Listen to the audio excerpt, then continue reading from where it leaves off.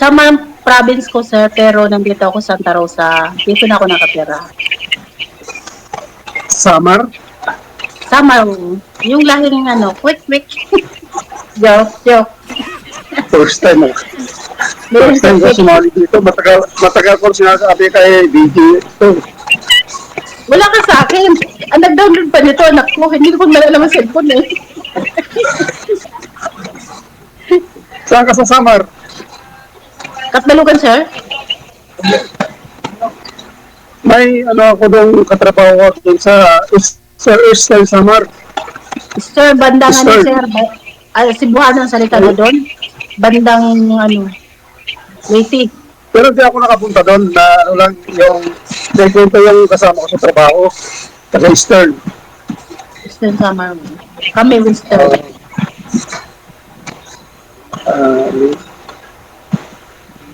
Saan ka ngayon? Santa Rosa?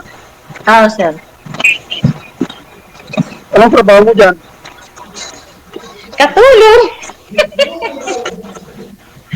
Okay. Dito pa ako namasukan ako. Namasukan ako talaga. Part-time, sayang din 1,000. Okay, yung trabaho na yun, marangal yan. Nakakatulong ko sa kapwa. Ayaw naman. Saka wala, para kami lang lagi dito. Yun, walang tao to. Kahit malaking bahay to, walang tao. Isa lang. Ang mga kasama mo lagi picture. Ako, nandito ko sa bahay ng pinsan ko. Pinsan ko to, galing Hawaii pa. Pinapunta ako dito kasi nagtatay sila ng camping. Nagtatay sila doon, nakikwentuhan lang. Hindi naman ako minum.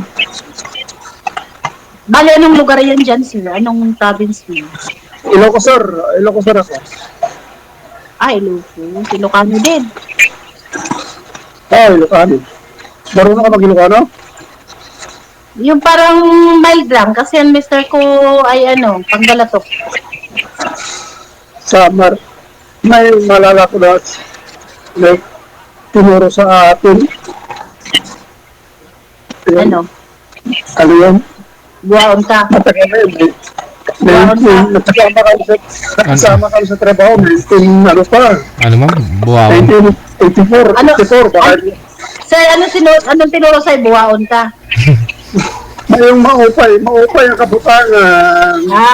Magandang kalagayan. Pero buwaon ka? Ano yun ma'am? Ilan ang anak mo? Sa babae lang yata. Sa babae lang po yata yun ma'am eh. Matagal ako nanonood kay DJ.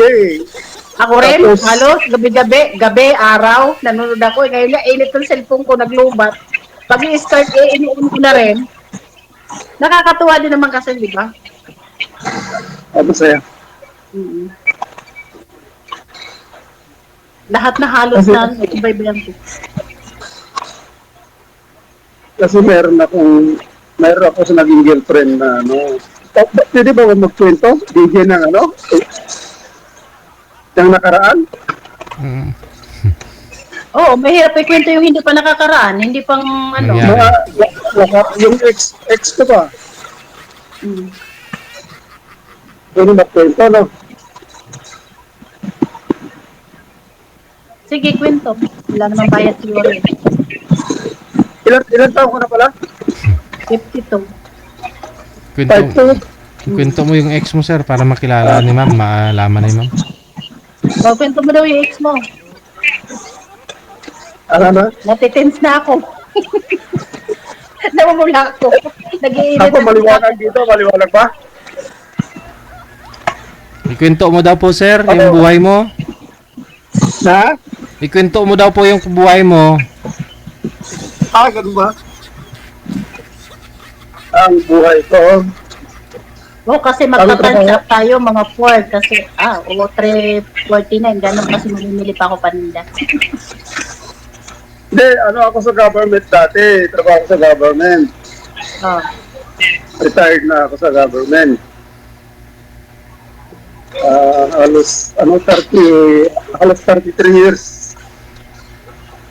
Tapos umuwi ako sa Ilocos.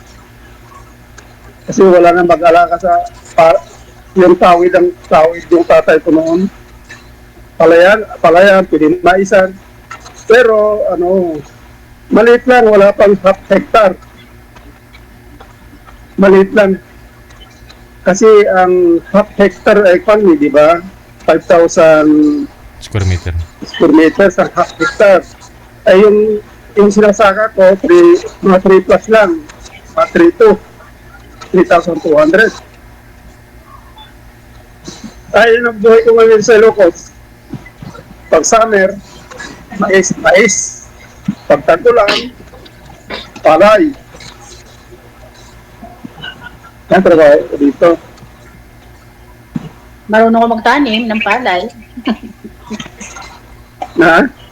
Marunong ako magtanim ng palay. Yung sa tubigan, Ano? tanim. Marunong, ano ka mo? Marunong ako magtanim ka ako ng palay, yung sa tubigan. Ako? Ako ko.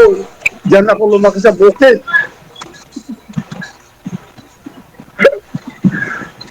Maliit pa ako nung sinasama ko tatay ko.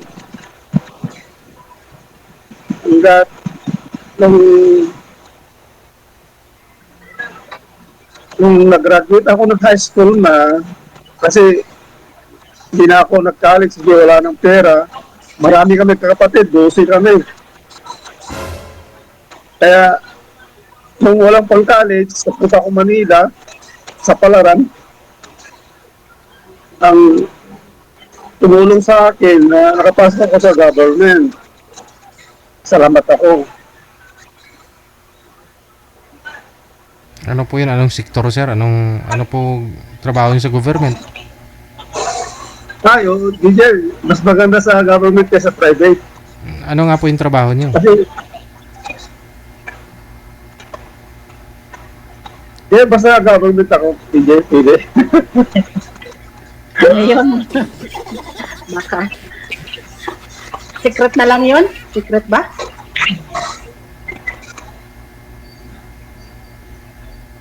Intelligent. Military intelligent. Ikaw, magpinto ka naman. Magtatanong ako, pwede.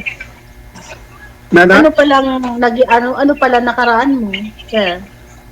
Yung nakaraan ko. Hmm. Yung last month ata kami long distance na LDR lang. Saka Davao. Pero nasa California. Tapos, naka 5 years kami. Ayaw naman umuwi. Pinapauwi ko, silos ng silos. Wala namang dahilan. Wala namang tumatawag sa kanya na babae o nagchat-chat. Tapos, ang ayaw ko yung yung mga post. Mahilig ako mag-post. May naglalike, naglalike. Comment. Pero wala naman ang comment doon. Wala naman direkta na may relasyon. Mga friends ko, kasi marami kong friends sa FB. Tapos, pag tumawag siya, pag hindi ko nasagot, kagad. Pag bintangan ka na naman, may kausap pa siguro dyan. May kausap pa siguro dyan. Yan mga puro paratang, wala namang katotohanan. Silosa. Mahal ka nun. Grabe mag-serious. Sa totoo lang, ang dami kong na-block. Pinunfriend na friends ko sa FB. Dahil sinusunod ko siya para wala ng gulo. At ganun pa rin. Mangyayari. Puro silos, puro paratan. Kaya nagsawa ako. Sabi ko, pulo tayo.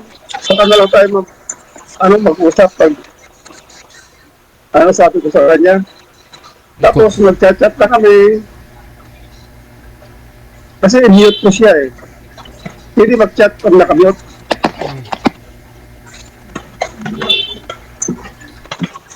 So ano lang po Wala pa? na. Tika lang ha. Di. Okay. Wala. May nabusina kasi. Ano lang po pala kayo, sir? Cool off lang po pala kayo. Hindi pa kayo hiwalay. Naghiwalay, nag-chat sa akin na final na, sabi niya, final na, hiwalay na tayo. Kasi, ayaw ko na, sabi ko, nagsawa na ako sa mga paratang mo. Lalo pag nasa bukid ako, di ko masagot cellphone. Ano naman yan? Paratang na naman yan. Ano po ba yung sir? Ano po ba yung mga pinagsisilosan niya? Yung mga nagla-like ka dun sa mga post ng mga friend mong babae? Ganun po ba yun? Oo, sa katotohanan na DJ, may Ano po yun? may friend ako dito sa... Nabubuksan po niya yung Facebook account mo? Yung magsilos na wala naman pa, kada-kadahilan ba?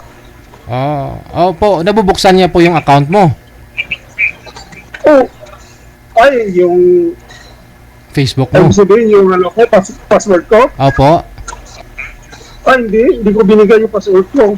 Paano niya po nalamang nagpo-post ka, nagre-react ka dun sa mga post ng mga friend mong babae?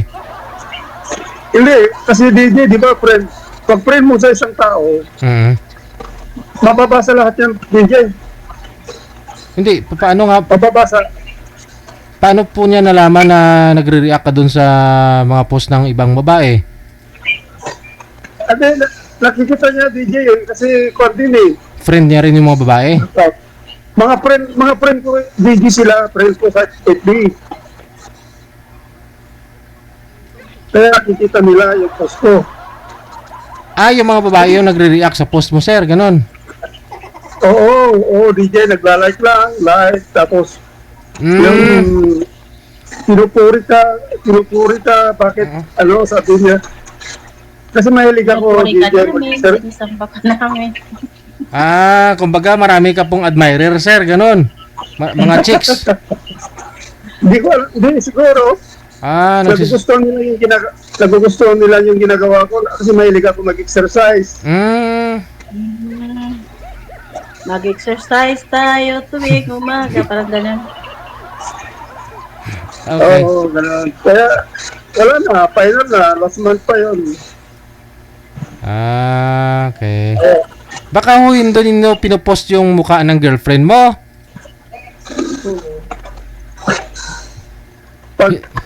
Kung nagko-comment ka rin yan, ang kitindi yung mga, comment niya sa akin, mga puro may relasyon kami talaga. Oo. Yun naman talaga no? Kasi girlfriend mo Oo, tapos nagre-response din ako, ganun din. Ganun pa rin. Selos pa rin ang selos. Kaya, ang dami kong na-block, ang dami kong na-unfriend, kamag-anak ko pa yung iba. Para wala nang Kamag-anak mo, unfriend mo. Friend ko sa FB, yung kamag-anak ko, siyempre. Kala ko kamag-anak mo, ilang friend mo pa. Nagalit tuloy yung kamag-anak ko. Bakit kuya, sabi niya, bakit ganito siya? Nagsisilusan ako, wala naman tayong, hindi naman tayo nagchat-chat lagi. Bihira kami mag-chat Bihira. Kaya sabi Mahal ka niya niya, sobra, siguro. na? Mahal ka niya siguro sobra. Hindi pa ako kayo nakita, sir, nitong girlfriend mo sa California? Hindi, DJ, sa loob ng 5 taon. Oh, sa 5 years hindi pa kayo nagkita personal? Hindi, DJ, lagi kong, bago-bago pa lang kami noon. Gusto kong umuwi na para makita. O sige, uuwi ako ng ganito, uuwi ako. Wala rin. Kaya, sabi ko sa kanya, umuwi ka para mapatunayan mo ipahawak ko cellphone ko sa'yo. Sabi ko sa kanya, walang tiwala. Kasi sabi ko sa kanya, pag ganitong relasyon na wala kang tiwala sa isa't isa, wala, magulo. Magulo. Kung anong araw naman, walang cellphone. Yung busy, pinakamadalis. Love letter lahat. Lahat, love letter. Oo. Marami tuloy Yun na. nagkatuluyan. Dami na. Ikaw naman, magkwento ka naman. Ako? Pero hindi. May asawa ka, siyempre, di ba? May asawa ka? Walay? Ano? Matagal na nang wala sa asawa. Taga sa asawa mo. Mga 10 years. Taga sa asawa mo. Taga Ilocos din, pero ibang bayan. Hmm. May na kayo. Ang pag-iwalay namin sa asawa ko, ano naman eh. Yung nasa trabaho pa ako, no? Yung sa trabaho ko, may may nabasa ko nag-text sa kanya na wrong set ba? Nabasa ko, tinanong ko, ayaw umilin. Di okay lang sa akin, hindi ko na napapatunayan. Hanggat nagtagal, di gusto ko lang na para may libangan siya, nag-loan ako para magpatayo ng karinderya. Itataka ako, bakit? Malakas naman karinderya, panay naman ng utang. Mag-utang ng utang. Yun pala, ang dami nagpukwento sa akin, kamag-anak ko, kapatid, may nakikita sila magkasama, may kasama palagi. Pero ayaw aminin. Siyempre, tinanong ko, ayaw aminin. Nag-desisyon na lang ako na maghiwalay na lang kami. Ilan naging anak nyo? Yung anak ko nasa Manila lahat. Lalaki na yung anak ko. Ilan daw May po, trabaho sir? na sila lahat. Ilan daw po, sir? Napatapos ko na sila lahat. Walang problema ng mga anak ko eh. May trabaho na sila. Pero kaso lang, puro dalaga pa. Puro babae. Hmm. Hindi ka nagkasawa simula nung hiwalay kayo. Wala pa akong apo. Ayaw, sabi ko nga sa kanila, Hmm. kailan ako magkaroon ng apo? May edad na ako. Maswerte kayo, malakas pa ako. Ilan taong ka na pala, sir? Ulan mo nga, ulan mo. 60 plus. Senior na ako. Kaya nga, Lampas. 62? Na? 62? 62? Hmm. 65. Sabi ko na. Lamang lang ng 3. 5 na. Ilang oras ba ito, DJ? 30 minutes? Go ahead lang. Tanong lang po kayo, sir. Oo. Ha? Tanong lang po kayo kay ma'am. May tanong pa po kayo. Ano? Tanong ka lang, magkwento ka lang, magtanong ka lang, huwag ka mahiya, sir. Ikaw naman magkwento. Ako? Anong nangyari sa asawa mo? Sundalo asawa ko. Buhay pa rin. Taga Pangasinan. Ilocano? Pangalatok? Pangkalatok. Sampabian, Mangaldan. Ganun. Ilan anak nyo? 2. Ano, may trabaho na sila? Oo, maayos ng ano nila. 2 na. Kahit Malalaki na sila. paano nakapag-aral. Pero may bunso ako.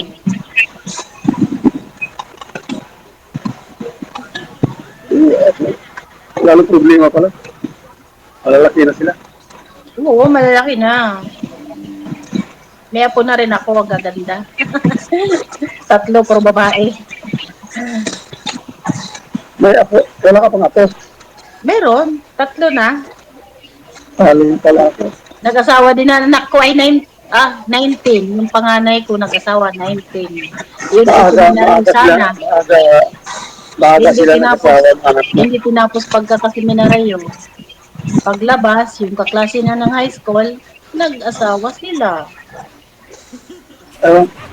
Bakit ayaw mag-asawa ng anak ko? May trabaho naman sila. At yung boyfriend mo, may trabaho rin.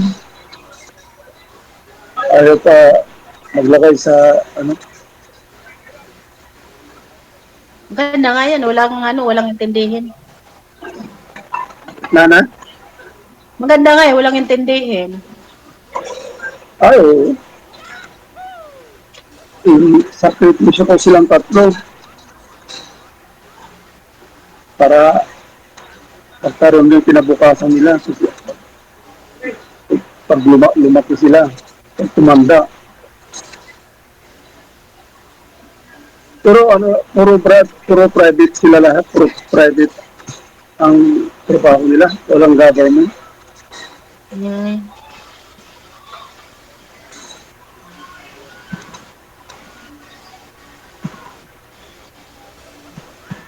So, ano ngayon, yung parang dyan, nagbubukid ka. Nandiyan ka lang sa, sa inyo. Nana, Nandiyan ka lang sa inyo, sa lugar mo. ano, Naka-stay ka lang. tumitin niya?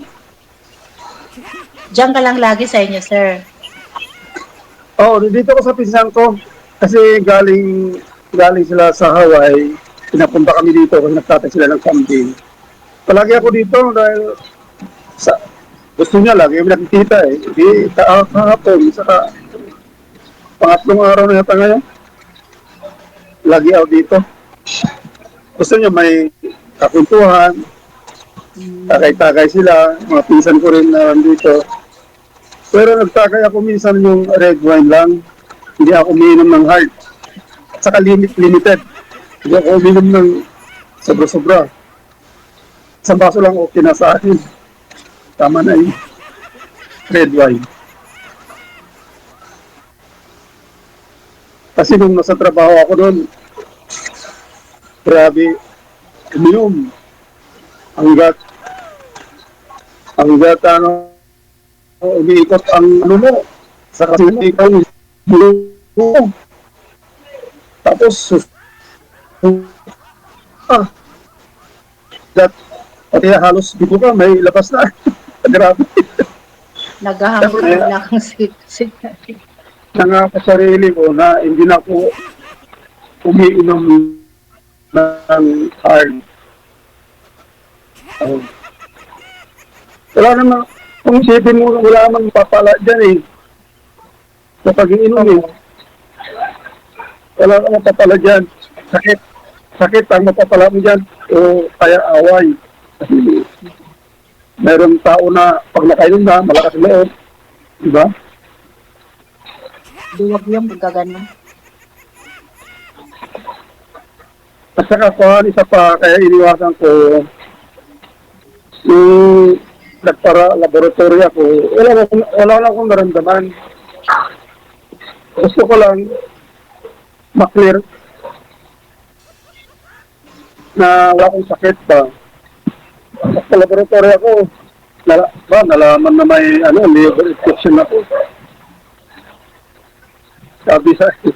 Sabi ng doktor, uminom daw ako ng alak. Uminom alak pero occasionally lang. Pag nagbabakasyon ako, pakay-pakay ko ng mga pinsan ko, yun lang, pag umuwi ako dito. Tapos ano pa, limited pa. Ha? Pag nagkaroon ako ng liver infection, pinagbawal ang doktor, mula noon, hindi na ako uminom ng heart. So, ano pala pangalan mo, sir? Soft na lang. Roland. Roland? Rolando ah. Roland Apelyedo? Bawal yung apelyido. Di ba? Bakit na? Bakit na natawa? Bawal siguro magbanggit dito tunay na pan. May ano ka ba? Ibigay na lang ni DJ mamaya yung account mo. Ako mawawalan, Kasi sir. bawal- Ibigay sa iyo.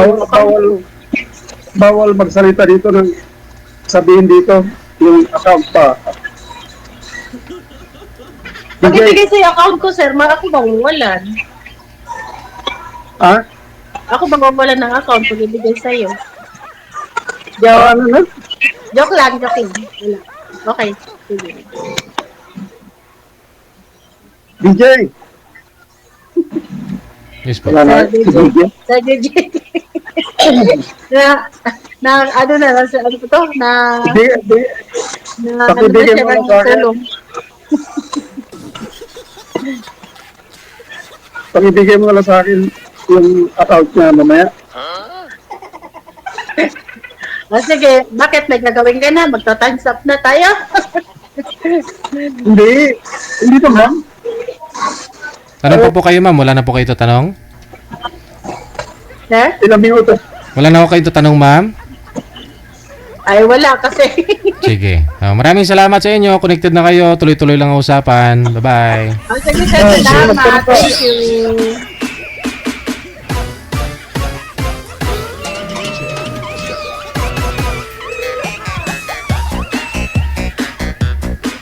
Hindi lang siguro naunawaan si manager na sir, ma'am, huwag kayong magbanggit ng mga Facebook ninyo sa live ha. After na may live kayo ni DJ mamaya, saka na po kayo magbigayan ng Facebook ninyo. Oh, tapos na. Tuloy-tuloy pa rin sila. Doon na ho sila dapat magbigayan ng Facebook.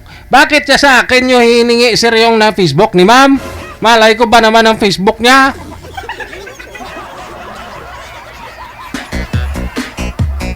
Sa kanya nyo hingiin. Facebook niya po yun eh.